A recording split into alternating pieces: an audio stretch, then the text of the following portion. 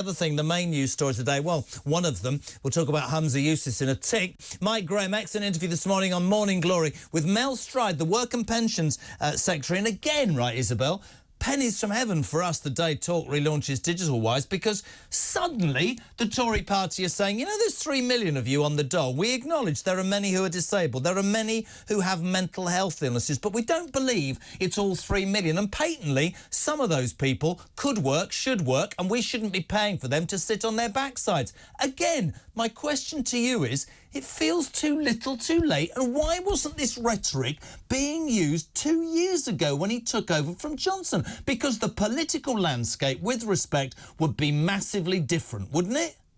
Oh, completely. But let me take you back more than 2 years to something more like 15 years ago, when the Tories were in opposition and making a massive song and a dance about everything that they were going to do to make work pay and make it more difficult for those who don't really need benefits. And we all agree that anyone who's genuinely ill, disabled and so on must be paid benefits. That is the hallmark of a civilised state. Absolutely. And the Tories in opposition, they made a huge amount of effort and groundwork and all sorts of programmes they developed, which they then introduced in sort of very watered down form in the early years of the coalition.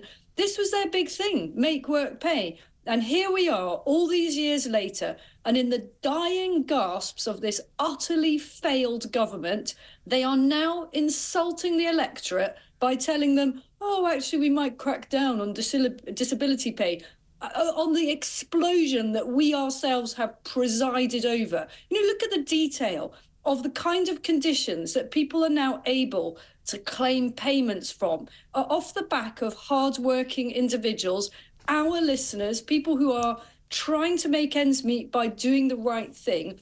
There are an awful lot of wastrels who are claiming they can't work because they quite simply can't be bothered. And the system's allowed them to do absolutely nothing.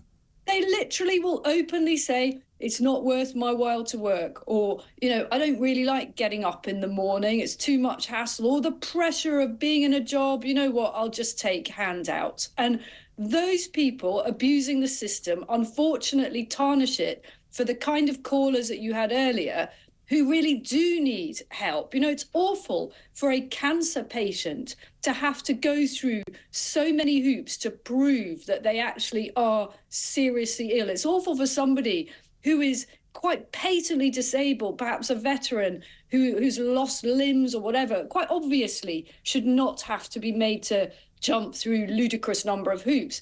But we are where we are because people have taken advantage of the system, and it's way too late for the Tories to be promising reforms. Well, listen, I've got two messages you'll love. Talk, Isabel. She talks for Britain. She talks the truth. She talks to people no matter colour, religion, just want a peaceful and put the great back into Britain. Gordon in Staffordshire. And a gentleman from Scotland, he says, you should be Prime Minister, but he reckons I'd be your deputy. I'd never have that. Can I ask you one... That would work, No, that wouldn't work, no.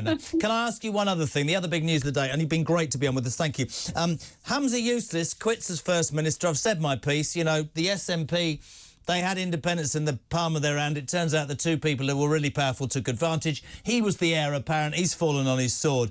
Quick question for you, Isabel Oakeshott. We want you on regularly on Drive. Who's worse, Humza Yousaf or Liz Truss? Well, you and I probably won't disagree with this. I think we probably won't agree on this. I think Liz Truss had broadly the right ideas. She wanted to do exactly that kind of thing, crack down on benefits abuse and charge people less tax for a smaller state. She screwed up the way she carried it out. So I'm going to say much worse is Humza Yousaf dying on his own green altar. Love it.